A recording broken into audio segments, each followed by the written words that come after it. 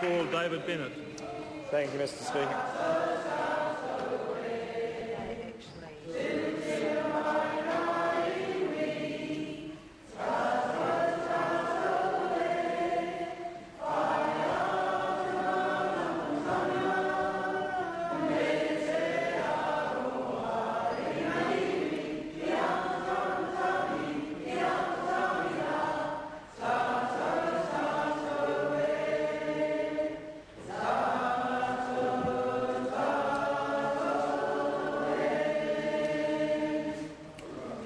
Call David Bennett.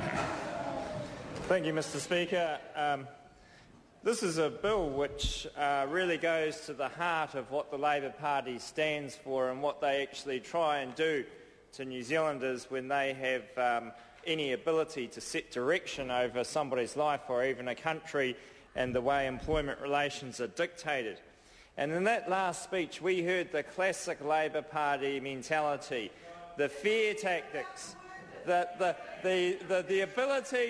inability of workers to actually determine their own future and how they need the Labour Party to tell them and give them the direction. That is the Labour Party mentality. They don't trust their own people. They can't bet on people to make their own decisions and make their own direction in life. That is the heart of the Labour Party. They want to keep everybody down, in control, under the same rules, so that they can dictate what those people can achieve and their direction. And I think it's sad in this House when the Labour Party still does that to New Zealanders and still does it to the people that they have tried to get supporting them in past years. And they use the jealousy technique of talking about telecom CEOs. They use the fear tactics for ordinary Kiwis out there that actually want to get a job and want to work hard. Well, it's about time that the Labour Party woke up and actually backed New Zealanders. And the heart of that legislation was mentioned in the last speaker when she talked about it, because it's to make everybody union members. That's what they see as the purpose. They say that if you're in a union, you get a redundancy payment. They want to make everybody union members. That's the heart of what Labor's doing here in this legislation. It's not about workers' rights. It's not about helping workers. It's not about providing for them in their time of need. It's about providing more union members. That's what it's about. The Labour Party needs to look at their heart and soul and the reality of what they're saying, not the rhetoric that they come into this House with. And I would like to see the Labour Party actually stand up and deliver. They had 9 years in this House, 9 long years, and did they bring this piece of legislation forward? No. Where was it? Where did it come from? They did not bring this legislation forward when they had a chance. Now they're in opposition. It's the best thing since sliced bread. Why is that? Because they know the reality of that legislation, that it wasn't good for New Zealanders, it wasn't good for Kiwis, and so they wouldn't even do it when they had the chance. Now they put the blame on us. That's their fear tactics. They say we're the big bad wolf that wouldn't do it. They had the chance. They never did it, and they will never get that chance again because the public doesn't trust them. The Labour Party. No, the only person finished is you, Trevor. The Labour Party doesn't want to give people choice. At the moment, we can give workers choice, and we do that. And that can actually be to the benefit of workers.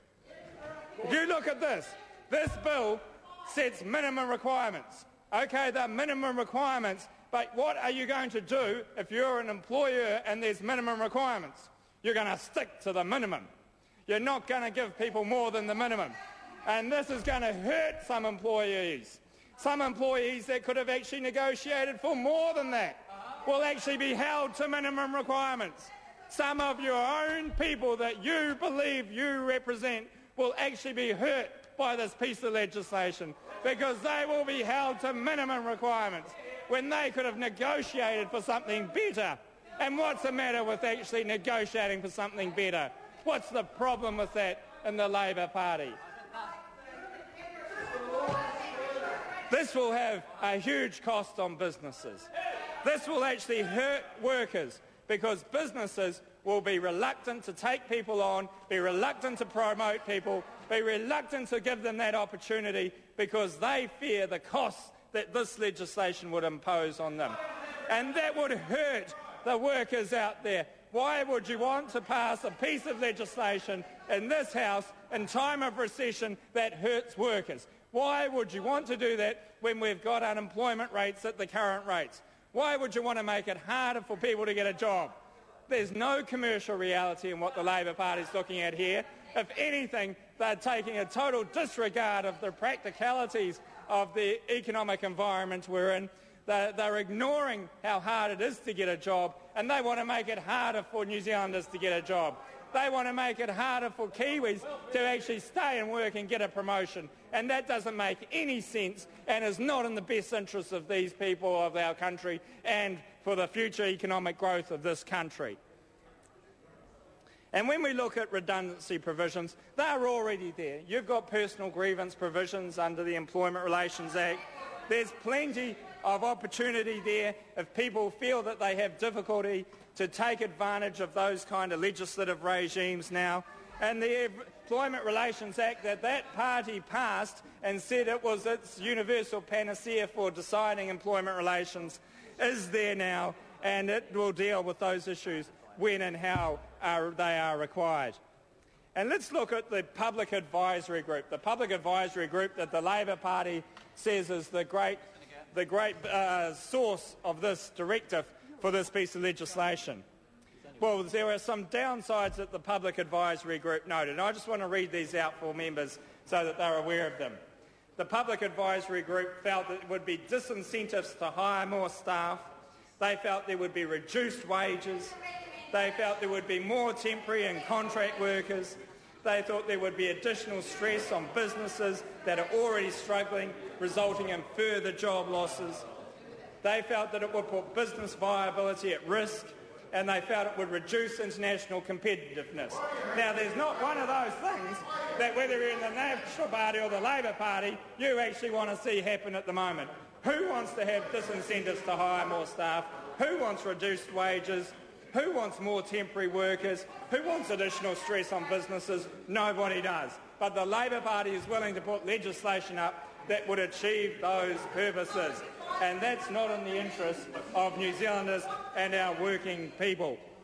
And I think it's sad that the Labor Party has to put this legislation up, come to this House, try and take the emotions of New Zealanders and portray them in a way which they've seen as defenceless and not able to negotiate for themselves, but yet the big red bus is going to come along and deliver them the safety and direction that those people want. And that's just really sad.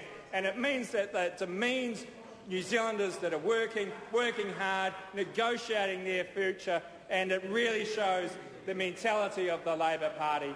They don't trust our people. They don't trust individuals to be able to negotiate. They don't even trust the unions because they want to have mandatory requirements now. And that is very sad in this time and in this day. And it doesn't take into account the economic reality that we now face. So this legislation, the Transport and Industrial Relations Committee would hear if it got through this first reading, but I doubt if it will get through this first reading because I'm sure that most parties in this House will be of the opinion that this legislation isn't in the best interests of workers and our country. And it will be something that will go down as the past of the Labor Party, a Labor Party that tried to control, tried to hijack personal ambition, and tried to direct people that it knew best when the people out there need to be given the strength and ability to take advantage of their opportunities. And that's the difference between National and Labor. We bet on our people.